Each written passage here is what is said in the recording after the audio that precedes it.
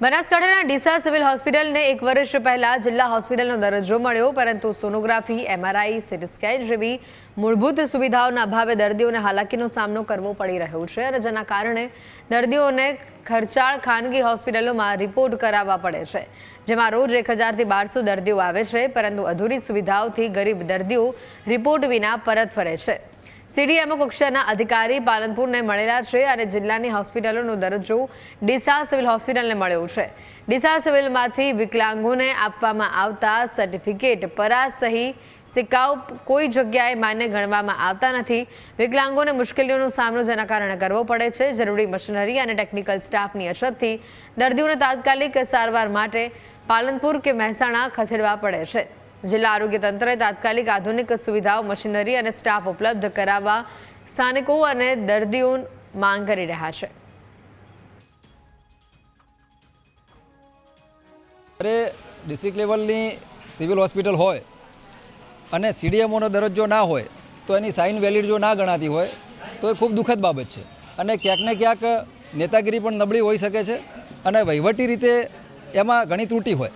कारण के આપણે સૌ જાણીએ છીએ કે દિવ્યાંગ લોકો જે છે એના માટે સ્પેશિયલ પ્રિવિલેજની જોગવાઈઓ કાયદામાં પણ છે અને લોકોની પણ એ લાગણી હોય છે। જ્યારે અહીંયાથી સર્ટિફિકેટ ઇસ્યુ થાય અને બીજે વેલિડ ના હોય તો સર્ટિફિકેટનો કોઈ મતલબ રહેતો નથી।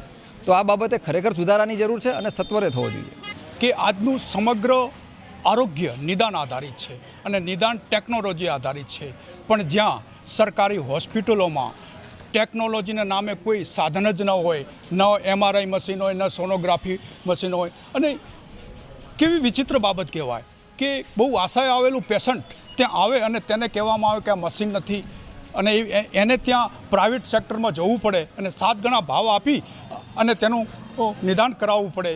એ તો ખરેખર અસહ્ય બાબત છે।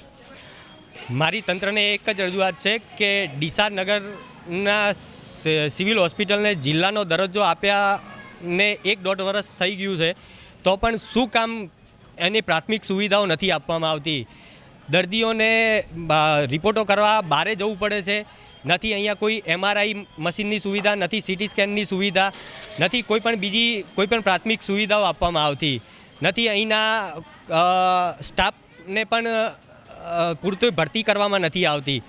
તો પછી આ બાબતે તંત્ર શું કરવા સિવિલનો જિલ્લાનો દરજ્જો આપવામાં આવ્યો છે? પરંતુ આજના દિવસે ખૂબ દુઃખ સાથે કહેવું પડે છે કે જિલ્લાની હોસ્પિટલ હોય જેની અંદર પ્રાથમિક સુવિધાઓ જેવી હોય કે એમઆરઆઈ મશીન હોય, સોનોગ્રાફી મશીન હોય, સીટી સ્કેન મશીન હોય, મોંઘા જે રિપોર્ટો હોય, મહત્ત્વના રિપોર્ટો હોય, એ બધી સુવિધાઓ અવેલેબલ કરવામાં સરકાર ક્યાંક ને ક્યાંક નિષ્ફળ રહી છે। સરકાર જાહેરાતો કરવામાં તો મોટા પુલ બાંધી નાખે છે, પરંતુ જ્યારે સ્થળ ઉપર છે અને જ્યારે લોકોની વાત હોય ત્યારે લોકોને જે ફેસિલિટીઝ મળવી જોઈએ, જે સગવડ મળવી જોઈએ, એમાં ક્યાંક ને ક્યાંક કચાશ રાખતી હોય છે। બનાસકાંઠાની સૌથી મોટી જે જનરલ હોસ્પિટલ છે તે પાલનપુરમાં હતી, પરંતુ તેનું ખાનગીકરણ કરીને જે ડીસામાં હોસ્પિટલ છે ત્યાં આગળ તેને સોંપવામાં આવી છે। એટલે કહી શકાય કે પાલનપુરની જે હોસ્પિટલ હતી તે અત્યારે ડીસામાં લાવી દીધી છે સિવિલ હોસ્પિટલ। એટલે જે ડીસાની સિવિલ હોસ્પિટલ છે ત્યાં આગળ અત્યારે તો કોઈપણ પ્રકારના જે મશીનો હોય છે તે મશીનોની સુવિધા અહીંયા નથી। એટલે કહી શકાય કે અહીંયા જે દર્દીઓ આવે છે, જે દર્દીઓ ખૂબ જ જે મુશ્કેલીઓ છે તે મુશ્કેલીઓનો સામનો કરી રહ્યા છે।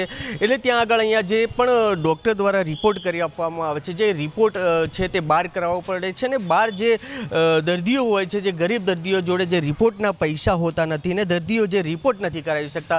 એટલે કહી શકાય કે સરકાર દ્વારા જે મોટી મોટી વાતો કરવામાં આવે છે, મોટી મોટી જે હોસ્પિટલો સરકારી બનાવવામાં આવે છે, પરંતુ જે આ ડીસાની હોસ્પિટલ છે ત્યાં આગળ કોઈ પણ પ્રકારની સુવિધા ન મળતા અત્યારે તો દર્દીઓ છે તે અટવાયા છે। કહી શકાય કે જે 1.5 વર્ષ અગાઉ જે ડીસા સિવિલ હોસ્પિટલને એક મોટો દરજ્જો આપવામાં આવ્યો છે, જિલ્લાની મોટી હોસ્પિટલ માનવામાં આવી છે। એટલે કહી શકાય કે અત્યારે તો જે ડીસા સિવિલ હોસ્પિટલ છે ત્યાં આગળ કોઈ પણ પ્રકારની સુવિધા નથી। એટલે કે જે સીટી સ્કેનના જે મશીનો હોય છે, સોનોગ્રાફી માટે જે મશીનો આપવામાં આવતા હોય છે તે કોઈ પણ પ્રકારની અહીંયા સુવિધા નથી। ઓપીડીઓ છે, જે ઓપીડી આપવામાં આવે છે, ઓપીડીમાં પણ અત્યારે તો લોક જોવા મળી રહ્યા છે। એટલે કહી શકાય કે ડૉક્ટરોનો પણ અભાવ જોવા મળી રહ્યો છે। એટલે અનેક પ્રકારના જે દર્દીઓ છે દૂર દૂરથી આવતા હોય છે તે દર્દીઓને અહીંયા તો અત્યારે અટવાવાનો વારો આવ્યો છે। એટલે અત્યારે ડીસાના જે લોકો છે, લોકોની એક જ માગ છે કે ડીસામાં જો મોટી સિવિલનો જે દરજ્જો આપવામાં આવ્યો હોય તો અહીંયા અનેક પ્રકારની જે સુવિધા હોય છે તે આપવામાં આવે તેવી અત્યારે સિવિલમાં આવતા જે અનેક પ્રકારના દર્દીઓ અને એના જાગૃત નાગરિકો છે તેમની અત્યારે તો માગ છે કે ડીસામાં જો સિવિલ હોસ્પિટલનો દરજ્જો આપવામાં આવ્યો હોય તો અનેક પ્રકારની સુવિધા પણ આપવી જોઈએ. કેમેરા પર્સન જીતુ સોલંકી સાથે રતનસિંહ ઠાકોર.